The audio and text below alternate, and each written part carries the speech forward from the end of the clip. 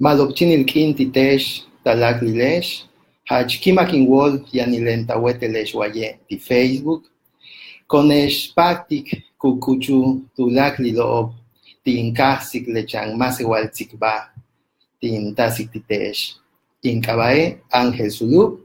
Vamos a esperar unos momentos para que se conecten las y los jóvenes del proyecto Equidad para iniciar con esta charla desde la zona maya de México. Vamos a esperar que se vayan conectando y quiero agradecer a la Red Peruana de Jóvenes Afrodescendientes por la invitación para poder compartirles parte de la historia y de los procesos que estamos viviendo los pueblos indígenas de México y del mundo, y de manera particular el pueblo maya Macehual, el pueblo maya que vive en Quintana Roo y en la península de Yucatán, en México.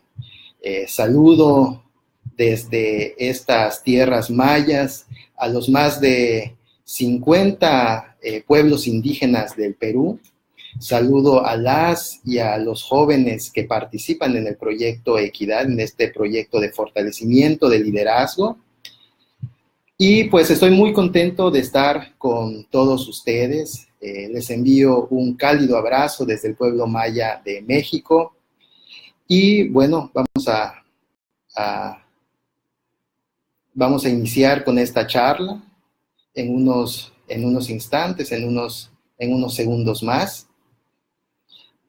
Quiero aprovechar para saludar a todos mis amigos y a mis amigas que también van a ver esta transmisión en vivo que estamos realizando desde Quintana Roo, México. Y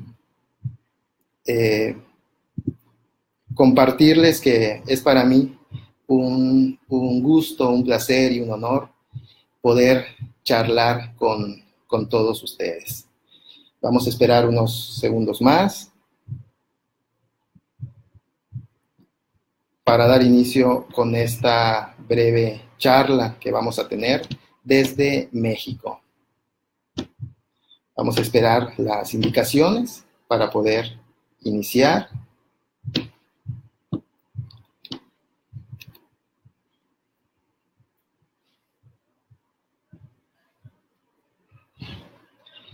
Y bueno, para comenzar quiero compartirles que en el calendario sagrado de los mayas, el Tzolk'in, hoy es Juncat, es un día que está representado por la telaraña, es un día que simboliza la red, esa red que sirve para poder atrapar, para poder pescar, para poder guardar para el futuro, por lo tanto es un símbolo de abundancia.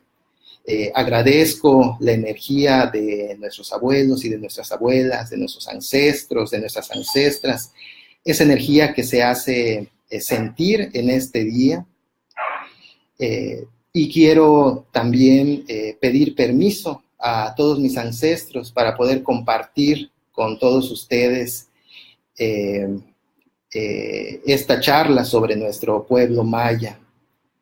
Que esta charla sea honrando siempre la memoria de nuestros ancestros, la memoria de nuestras ancestras, que esta charla sea honrando a la tierra y a la energía pura del universo. Agradezco nuevamente la oportunidad de poder compartir con ustedes a la Red Peruana de Jóvenes Afrodescendientes y saludo nuevamente a todos los pueblos indígenas del Perú.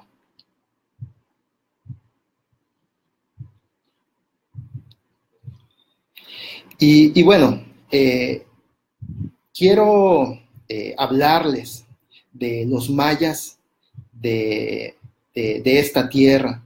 Y cuando se habla de los mayas en México y en el mundo, normalmente se habla de los mayas prehispánicos, de aquellos extraordinarios constructores que crearon ciudades tan maravillosas como Chichén Itzá, como Palenque en México, o como Tikal en Guatemala.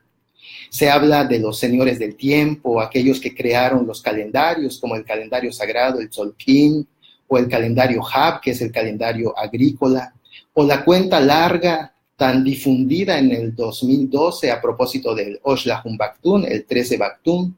Cuando se habla de los mayas, se habla también de la escritura maya, se habla de los glifos sagrados, de las matemáticas y del cero, y también se habla del misterio de la desaparición de los mayas, porque para muchos en el mundo los mayas desaparecieron, no existen, no existimos.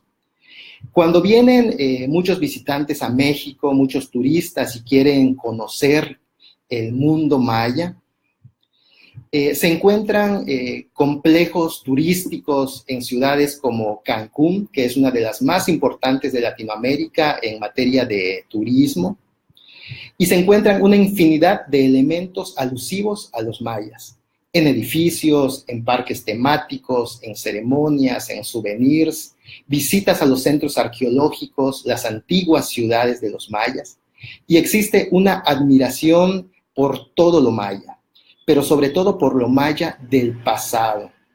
Nunca se habla o se habla poco de los mayas de hoy, de los mayas que estamos vivos, de los que estamos en los pueblos y en las comunidades y vivimos el día a día. Esto sucede desde la escuela. El mismo sistema educativo nacional no le habla a los niños, incluyendo a los niños mayas, sobre los mayas de hoy. Nunca nos enseñan a valorar ni a fortalecer nuestra identidad maya. Existe, como decía hace un momento, una admiración y un respeto por el pasado, por los mayas del pasado, pero también existe un terrible desprecio por los indígenas de hoy. Y sucede en todo México y con todos los pueblos indígenas, que vivimos discriminación, exclusión, rechazo, una invisibilización sistemática en la economía, en la política, en la cultura, en la educación. Y cuando se habla de los pueblos indígenas de hoy, se nos vincula con la pobreza y con la ignorancia. Vivimos en un sistema que subordina a los pueblos indígenas desde el sistema educativo público y pues en este punto regresaré un poco más adelante.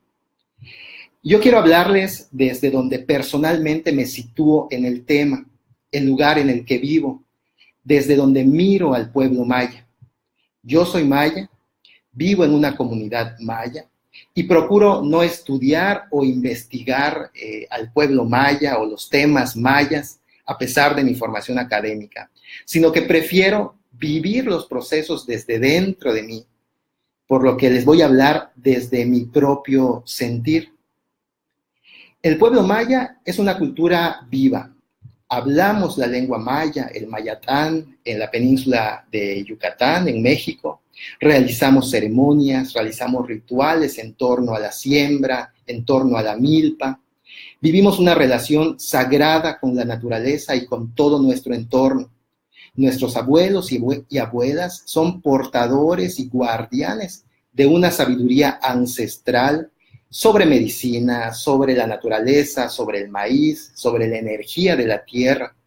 Las prácticas comunitarias son de solidaridad y nuestra espiritualidad nos acerca a la madre tierra, de donde todo viene y hacia donde todo va. Miramos al mundo de una manera distinta, con otros ojos, a pesar de que todo el sistema nos invita a alejarnos de nuestras raíces. La semilla está dentro de nosotros, eso es algo que no debemos olvidar. Nuestro pueblo maya vive con las danzas ceremoniales, con la música sagrada como es el mayapash. Cada vez que una mujer porta un hipil, cada vez que una mujer borda un hipil, cada vez que en una fiesta ceremonial se siembra el yaxché, que es la ceiba, nuestro árbol sagrado, y las mujeres se ponen el sombrero adornado con cintas de colores y danzan. Nuestro pueblo vive. En cada hombre y en cada mujer del campo encontramos tanto que aprender que yo no dejo de maravillarme cada vez que platico con una abuela, cada vez que convivo con un rezador o con un sacerdote maya, cada vez que participo en una ceremonia de alborada o en un chachac, que es una ceremonia de petición de lluvia, cada vez que miro al fuego en una ceremonia, cuando siento el olor del copal, cuando miro un amanecer y agradezco al abuelo sol por la vida, cuando agradezco por el venado en la mesa o cuando tomo el atole de maíz nuevo, cuando hacemos el pib y ponemos la ofrenda del Día de Muertos. Nuestro pueblo maya vive. Es un pueblo de gran sabiduría, de una enorme riqueza espiritual, un pueblo en lucha, en resistencia, como todos los pueblos indígenas de México y de todo el mundo. A pesar del despojo de nuestras tierras y territorios, a pesar del desplazamiento forzado, a pesar de que sistemáticamente se nos excluye y se nos invisibiliza, el pueblo maya y los pueblos indígenas de México y del mundo estamos luchando desde diferentes frentes de resistencia. En el interior, fortaleciendo en nuestras comunidades nuestras prácticas tradicionales, nuestra lengua, nuestra espiritualidad y la vida comunitaria, cuando en este mundo globalizado trata siempre de desvincularnos de la tierra y de nuestras culturas, y nos despoja de nuestra identidad y nos impone a través de la escuela y de los medios de comunicación y de todo el sistema comercial en el que vivimos, nos imponen nuevas aspiraciones que tienen que ver con el desarrollo, que no es más que acumulación de capital en muchos casos. Nos imponen modelos de vida, nos imponen cánones de belleza, conocimientos y prácticas rituales que son ajenas a nuestras culturas. Y es por eso que seguimos resistiendo a esta colonización en la que vivimos y ese intento de asimilación, de homogeneización de las políticas de los estados nacionales. Cierto es que las culturas son dinámicas, que evolucionan, nada es estático, nada permanece estático. No somos ni seremos los mayas prehispánicos. Sin embargo, este dinamismo y los cambios que estamos viviendo no están surgiendo desde dentro de la comunidad, sino que son impuestas por el poder, sobre todo por el poder económico. Y entonces vemos a miles de jóvenes abandonar las comunidades, aspirando a un modo de vida material, dejando la milpa, dejando la siembra, dejando muchas veces a un lado sus costumbres y sus tradiciones. Y esto ha roto en gran medida ese vínculo que existía entre los abuelos y las abuelas y las nuevas generaciones. Esta tradición oral tan importante en nuestras culturas como método de transmisión de saberes está debilitándose cada vez más peligrosamente. Han empobrecido a nuestros pueblos, siendo tan ricos, tan abundantes, tan autosuficientes, con una tradición de respeto hacia la madre tierra y hacia la naturaleza. Nos han enseñado que la milpa es ser pobre, que ser de pueblo es ser pobre, que dejar la vida comunitaria, salir del pueblo, significa salir adelante, significa desarrollarnos, significa superarnos. Y entonces nos miramos pobres y ya somos pobres, porque las políticas públicas han dañado a los pueblos y nos han despojado de nuestros propios sistemas económicos, de nuestras organizaciones tradicionales. Vivimos una completa subordinación. En la escuela se nos enseña a valorar la ciencia, a valorar la razón, pero no se nos enseña a valorar los saberes ancestrales de las que son portadoras y portadores nuestros abuelos y nuestras abuelas. No se nos enseña que hay otras lógicas y otras formas de pensamiento y otras formas de cultivar saberes que no tienen que pasar necesariamente por la razón y que son tan válidas como la ciencia es para Occidente. Y bueno, es que desde mediados del siglo pasado, con el surgimiento de la Organización de las Naciones Unidas y la Declaración Universal de los Derechos Humanos, se inicia en la era moderna una etapa en la que se comienza a hablar del desarrollo, un desarrollo que ha significado y se ha interpretado sobre todo como crecimiento económico. Inicia también ese mito sobre el desarrollo y el subdesarrollo, sobre los países desarrollados y los países subdesarrollados, sobre el tercer mundo y el primer mundo.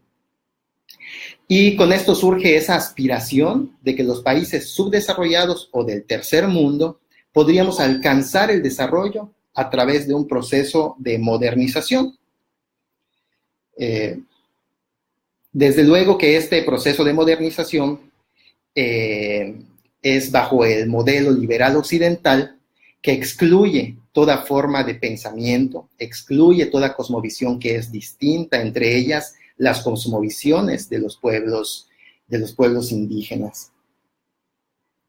Esta modernización viene como un sistema impuesto. Es una modernización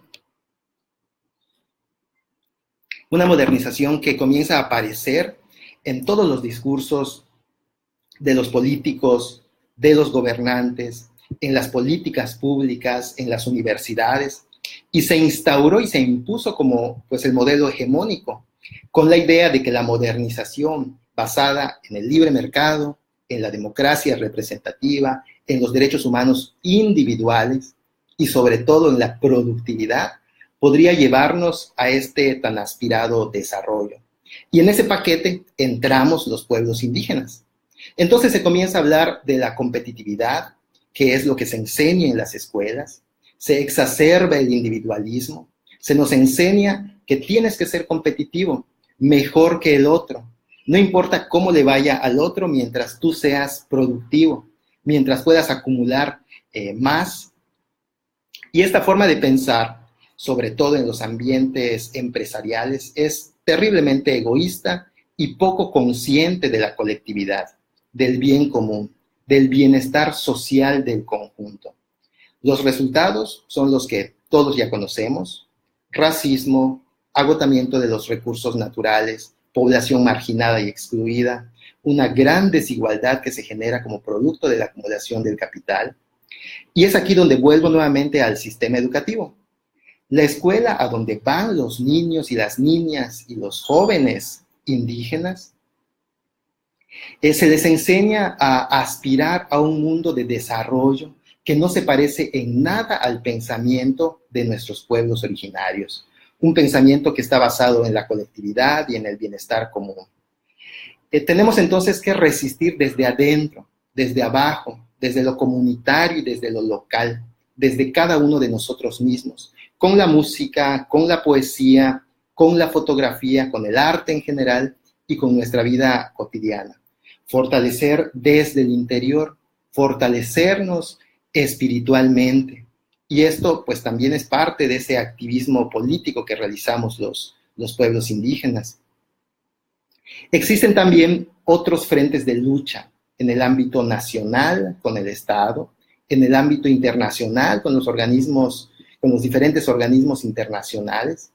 Este año, el 2017, se cumplieron 10 años de la adopción de la Declaración de las Naciones Unidas sobre los Derechos de los Pueblos Indígenas, que si bien fue un logro de más de 30 años de lucha, no ha resultado suficiente para garantizar el ejercicio pleno de nuestros derechos. Existe también la Declaración Americana sobre los Derechos de los Pueblos Indígenas, de reciente adopción, el año pasado, el 2016, y otros instrumentos jurídicos como el Convenio 169 de la OIT, y también una jurisprudencia muy vasta y muy valiosa de la Comisión y de la Corte Interamericana de Derechos Humanos. Y sin embargo, no se ha traducido en legislaciones verdaderamente garantes de los derechos de nuestros pueblos indígenas. Y estoy hablando sobre todo del derecho a la libre determinación o autodeterminación, que implica poder tener esa libertad de decidir nuestra condición política, buscar nuestro bienestar económico, social, cultural, de acuerdo con nuestras propias cosmovisiones. El derecho al consentimiento previo, libre e informado de todo lo que se realiza en nuestros territorios y que puede afectar a nuestros pueblos, que sea consultado, el derecho a la consulta. Pero los estados incumplen con estos tratados internacionales que ellos mismos han ratificado, a pesar de que ha habido un reconocimiento en muchas constituciones, como la mexicana, de la pluriculturalidad. Algo que se logró en México a partir de la visibilización de los indígenas con el movimiento armado del Ejército Zapatista de Liberación Nacional en 1994. Pero este reconocimiento de la diversidad cultural ha traído consigo políticas públicas que sobre todo folclorizan a nuestros pueblos y no se atiende el tema de los derechos colectivos. Y cuando se legisla sobre la libre determinación, siempre se enmarca dentro de las atribuciones del Estado. Las leyes nos dicen que podemos decidir siempre y cuando el Estado esté de acuerdo, es decir, siempre bajo la tutela del Estado. Eso no es libre determinación. Hay casos en México que se han ganado en tribunales sobre la libre determinación, como en el caso de Cherán, en el estado de Michoacán, o por las armas, en el caso de los zapatistas. Son formas distintas de decidir sobre la manera de gobernarnos y que todos los pueblos indígenas tienen este derecho. Y es que uno de los grandes problemas es que se desconoce sobre los derechos de los pueblos indígenas. Se desconoce sobre el derecho al derecho propio. Las escuelas de derecho enseñan el derecho positivo como si fuera el único sistema normativo que puede existir en el Estado. Se desconoce de pluralismo jurídico. Y entonces tenemos abogados, muchos de ellos indígenas, con una formación bastante cuadrada de las escuelas de derecho. Y entonces a los sistemas normativos de nuestros pueblos, a los derechos propios, les comenzamos a llamar usos y costumbres, y de nuevo es esta sutil subordinación, o bueno, no tan sutil, una subordinación de nuestros sistemas de derecho. Y bueno, del tema de derechos de los pueblos indígenas hay mucho más de qué hablar, y yo lo resumo en que tenemos derecho a ser nosotros mismos como pueblo, derecho a que nuestra voz valga, derecho a decidir por nosotros mismos, sin la tutela del Estado nacional. Necesitamos pasar como sociedad de reconocer la pluriculturalidad a vivir la interculturalidad, que es el proceso en cómo nos relacionamos las diferentes culturas, que hoy es de subordinación, de jerarquías. Esta interculturalidad la estaremos viviendo a plenitud cuando nuestros sistemas normativos propios no se subordinen al derecho positivo, cuando vivamos una auténtica pluralidad jurídica, cuando nuestros saberes no se subordinen a la academia y se reconozcan otras formas de crianza y cultivo de saberes distintas a la ciencia, pero que son igual de válidas. Cuando nuestros sistemas comerciales no se subordinen al libre mercado, cuando nuestros sistemas de educación y de formación estén realmente en nuestras manos, en nuestras lenguas, con nuestras propias cosmovisiones, cuando nuestras prácticas espirituales dejen de ser un espectáculo para los turistas y sean respetadas como lo que son, cuando podamos tener el control de nuestros territorios y decidir como pueblos hacia dónde vamos, cuando podamos dialogar entre iguales, estaremos viviendo una verdadera interculturalidad. Hay muchos esfuerzos en México y en el mundo a través de las universidades interculturales. Hay esfuerzos a nivel internacional, como la propia Universidad Indígena Intercultural del Fondo para el Desarrollo de los Pueblos Indígenas de América Latina y el Caribe, el FILAC. Pero nos enfrentamos a una resistencia brutal por parte de los estados nacionales y de los intereses económicos que mueven al mundo, que tienen puestos los ojos en la enorme riqueza natural que existen en nuestros territorios, el agua, los bosques, los metales preciosos, el petróleo. Para nuestros pueblos no queda más que organizarnos y luchar juntos, luchar desde abajo, y es una verdadera lucha por la vida. Estoy mirando cuánto nos queda de tiempo, creo que tenemos unos minutos más. A mí me da mucho gusto que jóvenes que están participando activamente en la política de Perú, a través de los partidos políticos y que eventualmente serán los dirigentes de los partidos y quienes estarán en los puestos de decisión, se interesen por saber y conocer a los pueblos indígenas. No lo sé, quizás algunos o algunas de ustedes son indígenas. Eso significa que tenemos esperanza. Yo les invito a acercarse a los pueblos indígenas del Perú, a platicar con sus mayores, con sus mayoras, a comer en las comunidades, a vivir con ellos, a sentir sus prácticas espirituales. No es un proceso sencillo, sobre todo cuando estamos tan ajenos, tan alejados a los pueblos. No es un proceso sencillo cuando tenemos que desaprender mucho de lo que nos han enseñado en toda nuestra vida. Pero es un proceso necesario. Si desean vivir la interculturalidad en sus partidos políticos, necesariamente deben vivirla ustedes de manera personal y de manera individual, que esa interculturalidad no sea únicamente parte del discurso, sino que sea una práctica cotidiana. Entonces tendremos legisladores en los congresos, en los parlamentos, con una visión distinta. Tendremos gobernantes con una visión distinta. Entonces podremos pensar que es posible una transformación del sistema político en el que vivimos y crear realmente mundos posibles.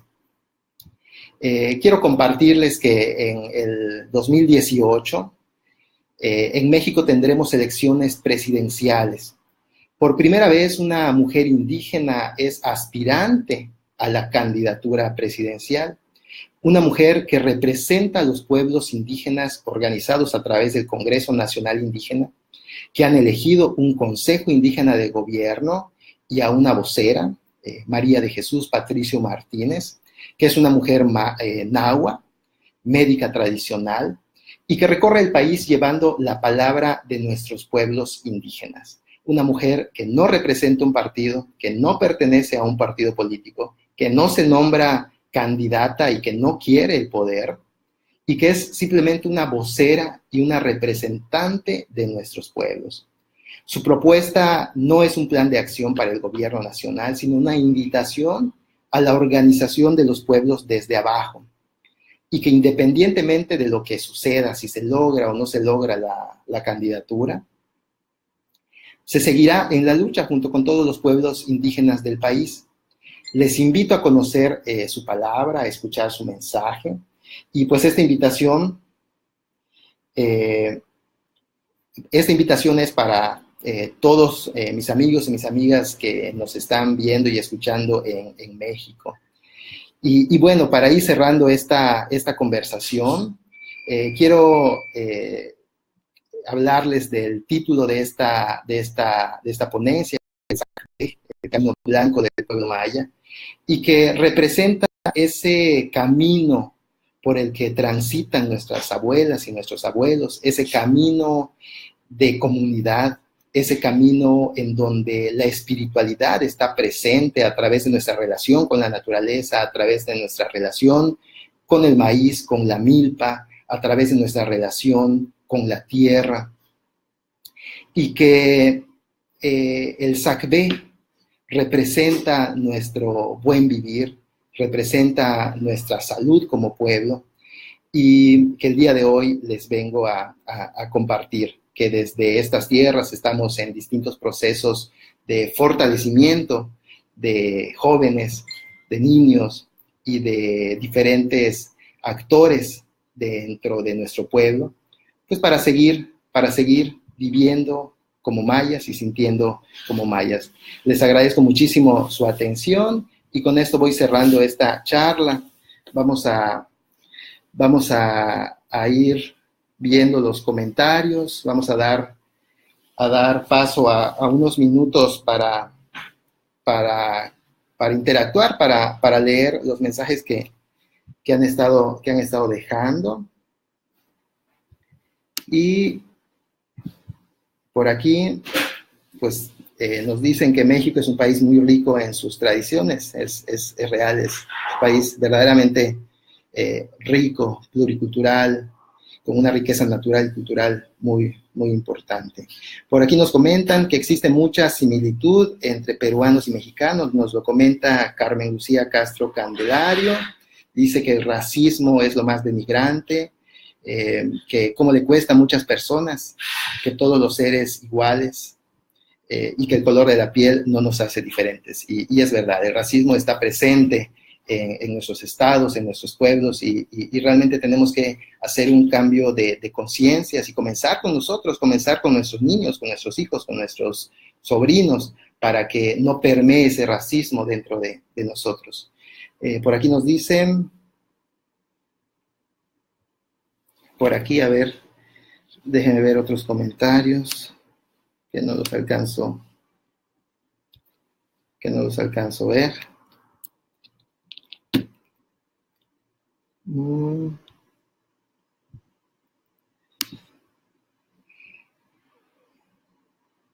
A ver, por aquí vemos otros comentarios. A ver, déjenme moverlo un poquito a los comentarios. Bueno, mejor los veo. Los veo por aquí. Dice, pero no solo ocurre en México, nos dice Pamelita Puma, sino también en Perú, la poca valoración por nuestra cultura y sí por lo extranjero. Bueno, creo que los pueblos originarios de México y del mundo compartimos mucho de lo que estamos viviendo hoy en día. Nos mandan por aquí saludos desde Lima. Y bueno, con estos comentarios yo creo que vamos cerrando. No sé si por aquí hay algún otro comentario.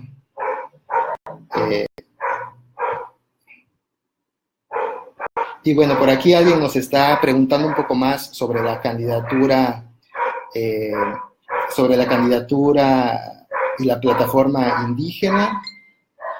Y bueno, les quiero contar que los pueblos, bueno, por aquí el Malishpec, el perro Malish, nos está saludando también.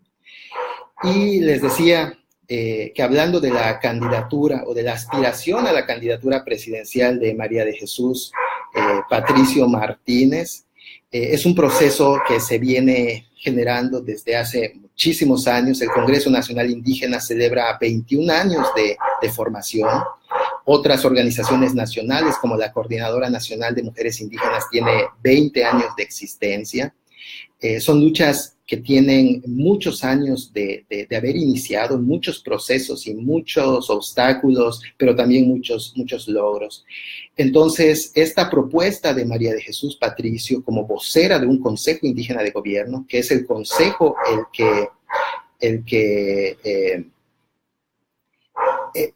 que organiza a los pueblos para que desde sus propios territorios y bajo sus propias normas se puedan autogobernar, ella simplemente es una vocera, ella simplemente es una representante de estos pueblos.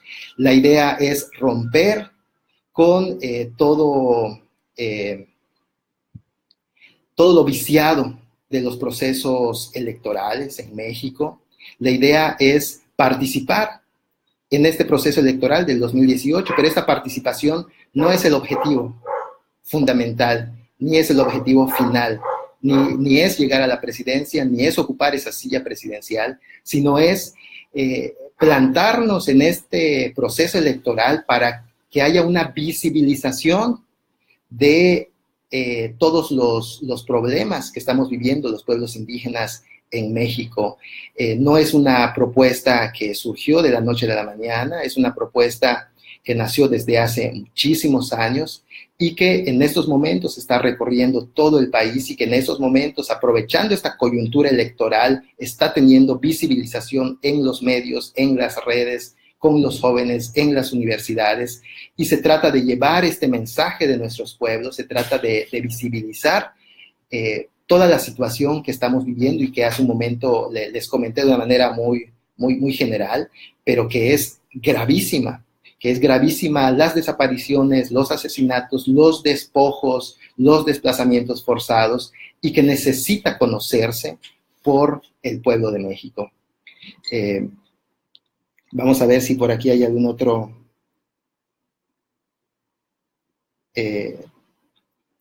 comentario. Por aquí nos mencionan si existe algún posicionamiento indígena desde las juventudes y cómo se están organizando.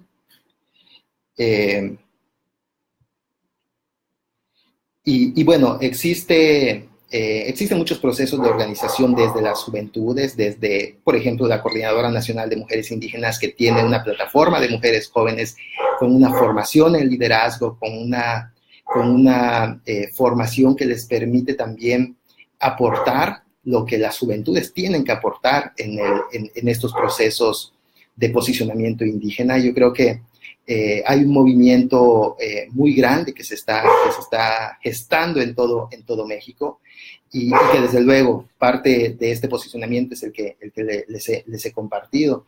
Nos dice Marco, que dice, ¿cómo luchar contra el racismo cuando parece que la mayoría es racista y no se da cuenta que lo es? Y es que no solamente es el racismo, sino es la desvalorización, para empezar, de los pueblos indígenas, y que se da desde adentro.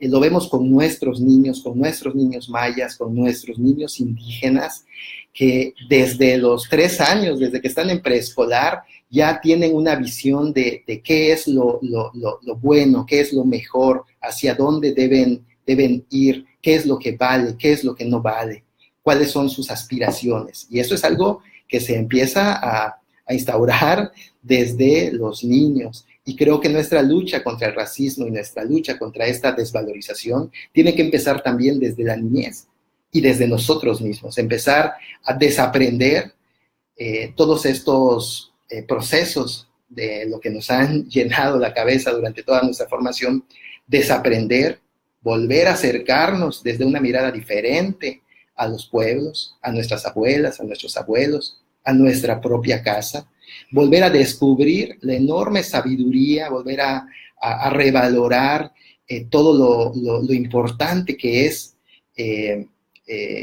lo importante que existe en los pueblos indígenas. Y yo creo que esa es una forma de hacerlo desde nosotros mismos, desde nuestros niños y desde nuestras niñas y desde luego con la participación de las y de los jóvenes. Por aquí nos comentan, dice, tengo una maravillosa oportunidad de trabajar con una comunidad nativa ashánica mediante un voluntariado y puedo percibir un rechazo hacia los diversos partidos políticos en mi país. Lo importante es que ellos aman su cultura, aún falta que el Estado brinde asistencia técnica necesaria sin alterar su lengua y cultura con proyectos. Y es verdad, pasan cosas muy similares en nuestro país, proyectos que llegan desde un escritorio hasta los pueblos indígenas y que son finalmente un fracaso. Dice, debemos valorar nuestras diferencias como pueblos. México, sigan luchando por la igualdad y el respeto. Seguimos y seguiremos en la lucha. Muchas gracias. Dice, ¿qué políticas públicas se han implementado en México para erradicar la discriminación a las comunidades indígenas? Pues en realidad existe legislación. Existen leyes que tratan el tema de la discriminación, el tema de los derechos de los pueblos indígenas, pero que son leyes que en la práctica no son aplicables. Entonces, sin una voluntad política real, sin una conciencia real de esta situación, es poco el avance que podemos tener. Existen leyes, existen institutos, instituciones gubernamentales que tratan el tema de los pueblos indígenas, pero pues su posicionamiento es desde el Estado, ¿no? Entonces, si el Estado lo que quiere es tener la tutela y el control de los pueblos, bueno, estas instituciones desde un inicio no van a servir para el propósito de nuestros pueblos realmente. Por aquí nos dice, mucha fuerza para María de Jesús Patricio, la representatividad y visibilidad es un paso importante que definitivamente estará impactando en toda la población indígena. Felicidades por esa lucha, mujer indígena. Así es, y es como lo consideramos. El próximo 19 de diciembre, María de Jesús Patricio estará visitando esta tierra donde me encuentro en este momento y estaremos muy gustosos de recibirla, de acompañarla. Invito a todo aquel que desee asistir y ser parte de este encuentro, pues acompañarnos aquí en Felipe Carrillo Puerto, en Quintana Roo, en México. Y bueno, vamos a ver si hay algún otro comentario. Bueno, entonces, con esto me despido. Ha sido una tarde muy, muy importante para mí. Les agradezco mucho su atención. Yumbotictesh, Licahuiquen Intán. Me despido desde el pueblo maya de México, les envío un fuerte abrazo y bueno, pueden contactarme y pueden conocer las actividades que realizamos a través del Centro Comunitario de Arte y Filosofía Maya Rashalah Mayab, así lo pueden encontrar en el Facebook. Les dejaré aquí en los comentarios la liga y bueno, me despido con un fuerte abrazo y les deseo todo lo mejor. Muchas gracias por su atención.